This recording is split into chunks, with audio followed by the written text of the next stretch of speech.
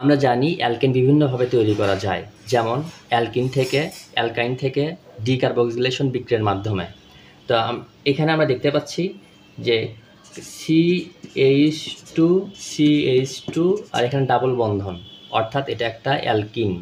Alkyne থেকে alkane তৈরি করতে হলে অ্যালকেনে আমরা জানি যে সিঙ্গেল বন্ধন থাকে, তাহলে আমাদেরকে এই যে ডাবল বন্ধনটাকে সিঙ্গেল বন্ধনে পরিণত করতে হবে। তাহলে এখানে যদি আমরা H2 লিখি, তাহলে এখানে H2 অর্থাৎ এখানে দুইটা H আছে, দুইটা H'ের এখানে একটা H হবে আর এই আরেকটা H এখানে যুক্ত হবে, তাহলে হবে CH3 এই যে এখন কার্বনের সাথে 3টা হাইড্রোজেন যুক্ত হওয়া মানে কার্বনের যোজনী 3 হলো, আর এখানে একটা বন্ধন মানে যোজনী 4 হলো, তাহলে এটা একটা অ্যালকেন তৈরি হয়ে গেল। এবার আমরা 3 বন্ধন থেকে সিঙ্গেল বন্ধনে নিয়ে যাব, কারণ আমরা অ্যালকেন তৈরি করতেছি। তো ত্রিবন্ধন থাকা মানে এটা একটা অ্যালকাইন অর্থাৎ CH, এখানে হবে CH, অর্থাৎ কার্বনের আগে থেকে 3টা যোজনী আছে, 3টা হাত আছে, আর এখানে একটা হাইড্রোজেন যুক্ত হওয়া মানে 4টা হাত হয়ে গেল।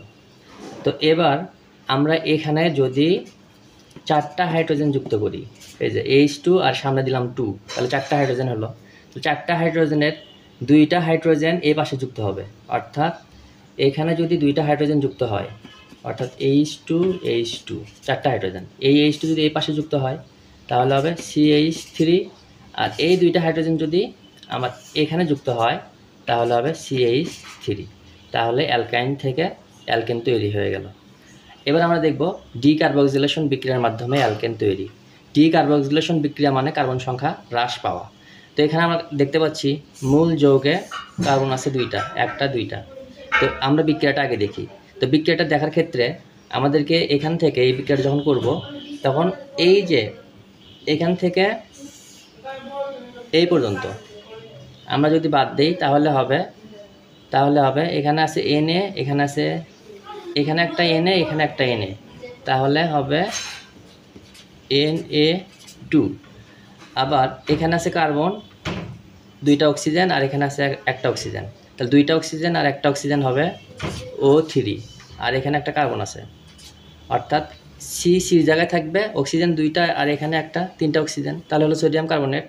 আর এখানে যে CH3 থাকলো আর এখানে যে H থাকলো, H'ের সাথে CH3 যুক্ত হবে, তাহলে হবে CH4। এই যেটা একটা মিথেন, আর আমরা জানি মিথেন হলো অ্যালকেন।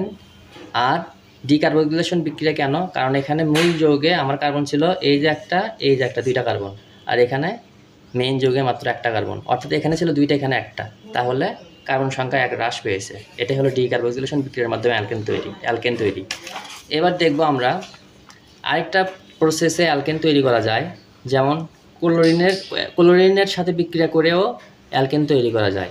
যেমন এখানে মিথেন আছে, মিথেনের সাথে যদি ক্লোরিনের বিক্রিয়া দেই তাহলে অ্যালকেন কীভাবে তৈরি হয় সেটা আমরা দেখাচ্ছি।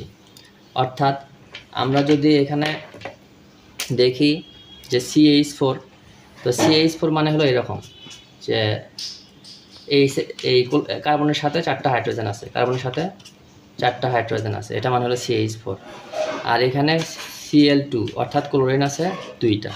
তো প্রত্যেকবার একটা করে হাইড্রোজেন কমে যাবে, অর্থাৎ এই ক্লোরিনটা এখান থেকে একটা ক্লোরিন এই হাইড্রোজেনের জায়গায় আসবে, আর হাইড্রোজেন আর এই ক্লোরিন মিলে হবে HCl, অর্থাৎ প্রত্যেকবার একটা করে হাইড্রোজেন কমে যাবে, একটা করে ক্লোরিন বেড়ে যাবে।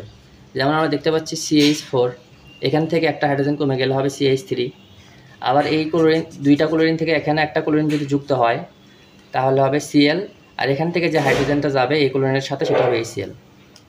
ঠিক তেমনই এটা যদি আমরা এখন এখানে আনার পরে সহজ কথা, এখানে একটা হাইড্রোজেন কমে যাবে, তাহলে CH3 থেকে হবে CH2, আবার এখানে একটা ক্লোরিন বেড়ে যাবে, তাহলে Cl থেকে হবে Cl2, আর প্রত্যেকবারই HCl লিখতে হবে।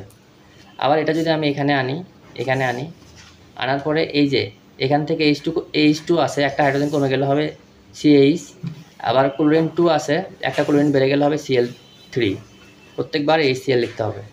আবার এটাকে যখন আমরা এখানে আনার পরে একটা হাইড্রোজেন কমে দেব, হাইড্রোজেন কমে গেলে একটা হাইড্রোজেনে আছে, একটা হাইড্রোজেন কমে গেলে কোনো হাইড্রোজেন থাকবে না, শুধু কার্বন থাকবে।